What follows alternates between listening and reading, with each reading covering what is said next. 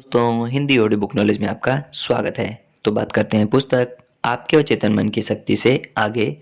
इस पुस्तक के 13वें अध्याय की, जो कि है अति चेतन मन और समस्या समाधान का रचनात्मक तरीका।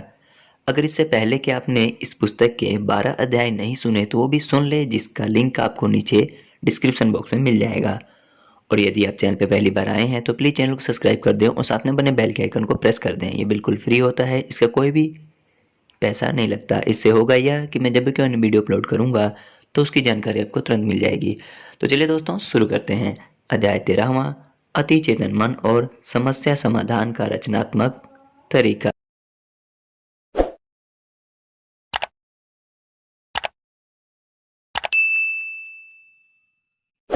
अति चेतन मन हमारे स्व का अत्यंत आवश्यक हिस्सा है, जो कि सामान्यतया चेतना द्वारा संचालित नहीं होता। अति चेतन मन के संचालन के लिए ध्यान, अनासक्ति, स्व सुझाव, अनुष्ठान आदि को व्यवहार में शामिल करना चाहिए। ऐसा कहा है दोस्तों विलिस हरमन ने। अति चेतन मन हमारे संपूर्ण व्यक्तित्व का अति महत्वपूर्ण हिस्सा है, अतः इसे समस्या समाधान के लिए किए जा रहे हर एक संवाद या विमर्श में शामिल किया जाना चाहिए। यह समझना जरूरी है कि चेतन, अवचेतन और अति चेतन मन ये सभी हमारे एक ही मन के विविध हिस्से हैं। इनमें से सभी के अपने कार्य हैं। अध्याय 7 में चेतन और अवचेतन मन के कार्यों को विस्तार से बताया गया है। जैसा कि मैंने वादा किया था, अब हम अति चेतन मन की गहराई से पड़ताल करने का प्रयास करेंगे और आपको समस्या समाधान में अति चेतन मन को शामिल करने का तरीका कदम दर कदम बताएंगे। इससे पहले अति चेतन मन के कार्य और विशेषताओं की बात करते हैं। पहला, अति चेतन मन सारी रचनात्मकता का स्रोत है। पहला, मन का चेतन हिस्सा रचना नहीं कर सकता। यह या तो अवचेतन मन में संचित सूचनाओं को विस्तार देता है या अन्य स्रोतों जैसे लोगों से, पुस्तकों से, कंप्यूटर आदि से प्राप्त सूचनाओं का विश्लेषण करता है।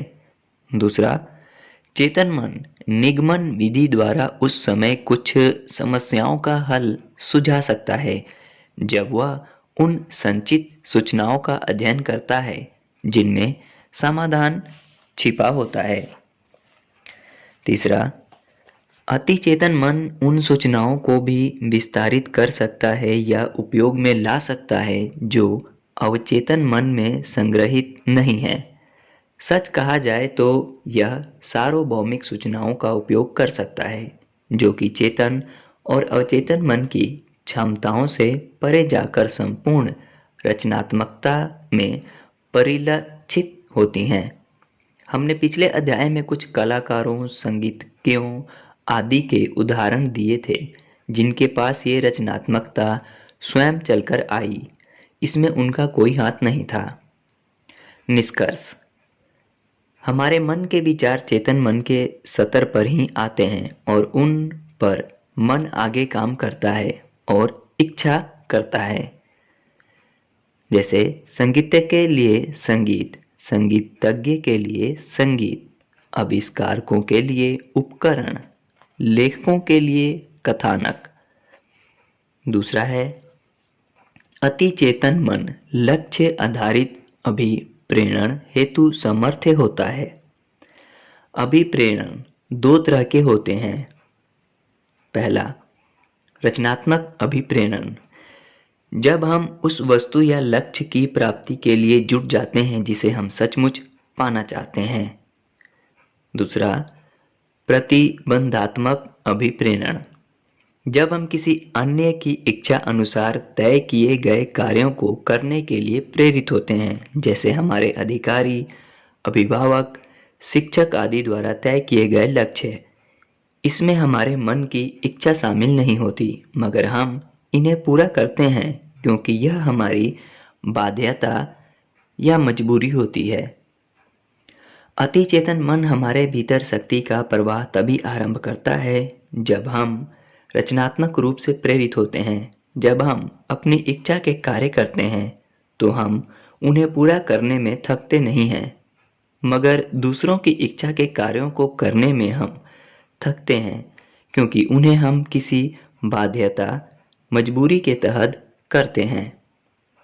यह आवश्यक है कि हम अपने लक्ष्यों को रचनात्मक अभिप्रेरण के साथ ही एक रूप करें और जहाँ तक हो सके स्वसंवाद करते समय भी मुझे करना पड़ेगा की बजाय मैं करना चाहता हूँ का अनुसरण करें, ताकि प्रतिबंधित प्रेरणा को रचनात्मक प्रेरणा में बदल कर शक्ति के हवास को रोका जा सके। तीसरा है, अति चेतन मन अचेतन सतर पर काम करता है। आप इसे देख नहीं सकते। दूसरा, इसे कहाँ देखा जाए यह भी पता नहीं होता है। अति चेतन मन के पास अपना कंप्यूटर होता है, जो चेतन मन के द्वारा इसके पास लाई गई हर समस्या का समाधान कर सकता है और उस समस्या का सबसे अच्छा हल सुझा सकता है। वह समय महत्वपूर्ण है। यदि आप अति चेतन मन द्वारा सुझाए गए समाधान का प्रयोग नहीं करना चाहते और आपकी समस्या में समय के साथ कुछ और परिवर्तन भी हुए हैं जिन्हें आप अति चेतन मन के सामने रखना चाहते हैं, तो इस स्थिति में अति चेतन मन आपके सामने या तो वही समाधान पुनः रखता है या फिर आपकी समस्या के अनुरूप कुछ बदलाव के साथ समाधान सुझाता है। आपको अपनी हर समस्या के लिए अति चेतन मन का प्रयोग करने की आवश्यकता नहीं होती। आपकी 90% समस्याओं को चेतन मन के द्वारा सुलझाया जा सकता है, यदि उसके पास इस तरह की सूचनाएं संग्रहित हों। पांचवा है, अति चेतन मन अवचेतन मन में संग्रहित सभी सूचनाओं को परख सकता है और उसमें से उपयोगी तथा अनुपयोगी सूचनाओं को अलग भी कर सकता है। याद रहे कि हमारे अवचेतन मन में संग्रहित सारी सूचनाएं हमारे पूर्व अनुभवों और उनसे जुड़ी भावनाओं की स्मृति होती हैं। इसमें वे सारे अनुभव भी शामिल होते हैं जो गलत सूचनाओं पर आधारित हों या हमारी वर्तमान स्थिति में पूरी तरह से अनुपयोगी हों। फिर भी ये गलत सूचनाएं किसी वास्तविकता या समाधान के रास्ते में रुकावट बन सकती हैं। ऐसे में अति चेतन मन हमें सत्य की ओर ले जा सकता है। छठा है, यदि चेतन मन किसी समस्या से ग्रस्त हो तो अति चेतन मन उस समस्या पर विचार नहीं कर सकता। यदि चेतन मन के स्तर पर कोई समस्या हमारे लिए जीवन मरण का प्रश्न बन जाती है और हम उसे सामान्य रूप से नहीं लेते, तो हम अति चेतन मन द्वारा समस्या के समाधान की प्रक्रिया में बाधा उत्पन्न करते हैं। इस अध्याय में हम यह विचार करेंगे कि किस तरह से समस्याओं को रचनात्मक समाधान के लिए अति चेतन मन की ओर भेजा जाए। चिंता करना समय का दुरुपयोग है। जब हम किसी समस्या का समाधान चेतन मन के स्तर पर प्राप्त नहीं कर पाते, तो हम उसे अति चेतन मन की ओर भेज देते हैं और यह विश्वास रखते हैं कि अति चेतन मन द्वारा सही समाधान दिया जाएगा। ऐसा करने के बाद हम चेतन मन के स्तर पर अपने आप को उस समस्या से अलग कर लेते हैं। अति चेतन मन के द्वारा हमारी समस्याओं के उत्कृष्ट समाधान हमारे पास भेजे जाते हैं तब जब हम मानसिक रूप से शांत अवस्था में होते हैं। पुनः दोहराता हूँ कि यदि चेतन मन किसी समस्या से ग्रस्त हो तो अति चेतन मन उस समस्या पर विचार नहीं कर सकता। सातवां है, अति चेतन मन के पास सारे प्रमुख परिपथ होते हैं। एक ऐसे अनुभव की बात करते हैं जिससे आप सभी का सामना हुआ होगा। आप सामान्यतः सुबह 4 बजे नहीं उठते हैं, मगर अगले दिन से आपकी छुट्टियां हैं और आपको फ्लाइट पकड़ने के लिए सुबह 4 बजे उठना है। आप अलार्म लगाते हैं और शायद उस मित्र को भी फ़ोन करके समय पर उठाने के लिए कहते हैं जो आपके साथ जा रहा है, और बिस्तर पर करवटें बदलते समय भी आप यह सोच रहे हैं कि आपके लिए 4 बजे उठना कितना महत्वपूर्ण है। आपके चेतन मन द्वारा अवचेतन मन से संवाद द्वारा यह निवेदन किया जा रहा है कि आपको 4 बजे उठाया जाए। आप गहरी नींद में डूब जाते हैं और कुछ घंटों बाद अचानक आपकी नींद खुलती है। आपको महसूस होता है कि यह आपके जागने का नियमित समय नहीं है। आप करवट बदलकर घड़ी में देखते हैं और समय होता है 3:59। आप अलार्म के बारे में सोचते हैं और ठीक 4 बजे अलार्म बजता है। आप अलार्म बंद करके बिस्तर पर बैठ जाते हैं और अपनी छुट्टियों के बारे में सोचते हैं। तभी आपके मित्र का फ़ोन आ जाता है जो आपको जागने के लिए कहता है। मगर आपको वास्तव में उठाया किसने था? आपको अतिचेतन मन ने जगाया था, क्योंकि सोने से पहले आपने उसे ऐसा ही निर्देश दिया था। अतिचेतन मन कभी भी सोता नहीं है। इसके पास सारे प्रमुख परिपथ होते हैं।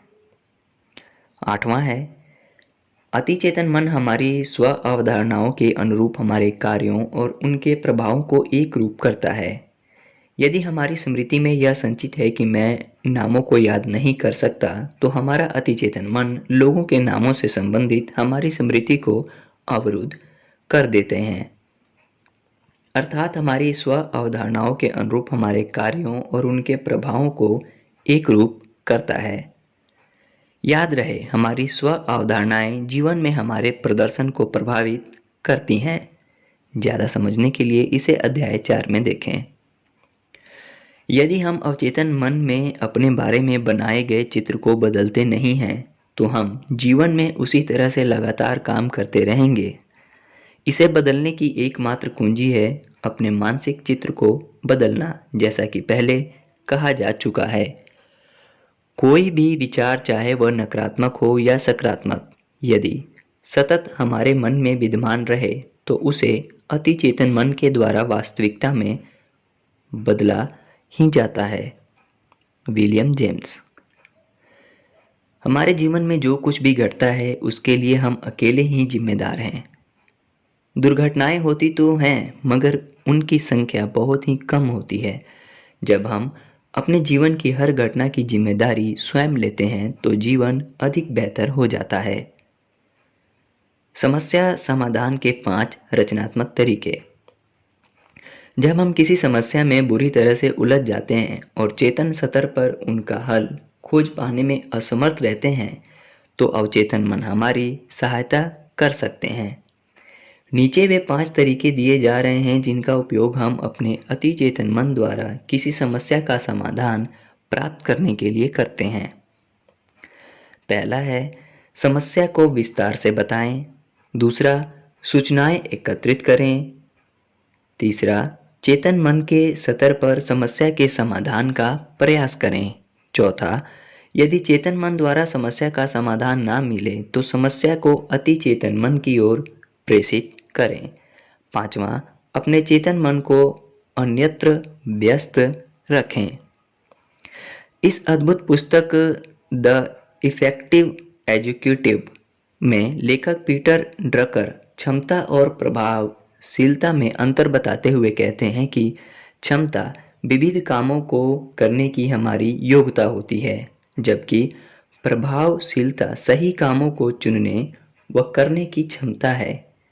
वह आगे कहते हैं कि यदि किसी अधिकारी को 100 मामलों में निर्णय लेने हो तो उनमें से केवल 5 ही ऐसे होंगे जो उसके व्यापार के लिए लाभदायक होंगे। तात्पर्य यह है कि आपको किसी तरह के परिवर्तन लाने के लिए किसी सुपर कंप्यूटर की जरूरत नहीं होती। उसी तरह हमारी हर समस्या के समाधान के लिए अतिचेतन मन की आवश्यकता नहीं होती। अतः किसी समस्या के रचनात्मक समाधान की प्राप्ति के लिए नीचे दिए गए 5 कदम उठाए जा सकते हैं। पहला, समस्या का सविस्तार वर्णन करें। समस्या को लिख लें।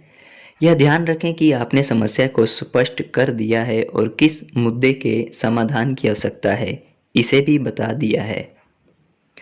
प्रसिद्ध मनोचिकित्सक और American society of psychical research के अध्यक्ष डॉक्टर गार्डनर मर्फी ने कहा है कि जब मैं अपनी समस्या को सही तरह से अतिचेतन मन के सामने प्रस्तुत करता हूँ तो मेरी 65% समस्याओं के बिल्कुल सही समाधान मिलते हैं और मुझे सबसे अच्छा रास्ता दिखाई दे जाता है। दूसरा है, सूचनाएं संग्रहित करें। यह आपके अवचेतन मन में संग्रहित सूचनाओं के रूप में भी हो सकता है। आप किसी विशेषज्ञ से परामर्श भी ले सकते हैं। शोध या पुस्तकों, कंप्यूटर, रिपोर्ट आदि से प्राप्त सूचनाएं भी शामिल की जा सकती हैं। इस सारी प्रक्रिया में अधिक समय नहीं लगना चाहिए। किसी दबाव के चलते सूचनाएं संग्रहित करने वाले हमेशा किसी निर्णय से पहले अधिक से अधिक बातें जान लेना चाहते हैं। इसके कारण वे देर करने के आदी हो जाते हैं और ऐसी स्थिति हमेशा असफलता के भय के कारण उत्पन्न होती है। तीसरा है, चेतन मन के स्तर पर समस्या के समाधान का प्रयास करें। हम चेतन मन के स्तर पर ही किसी समस्या के बारे में विचार करना शुरू करते हैं। कुछ ऐसी समस्याएं होती हैं जिनका स्पष्ट समाधान होता है, वहीं कुछ समस्याओं के एक से अधिक समाधान सामने नजर आते हैं। उन समाधानों में से सबसे अच्छे समाधान को चुनना ही वास्तविक क्षमता है। तीसरे चरण में गति ही सबसे बड़ी खूबी है।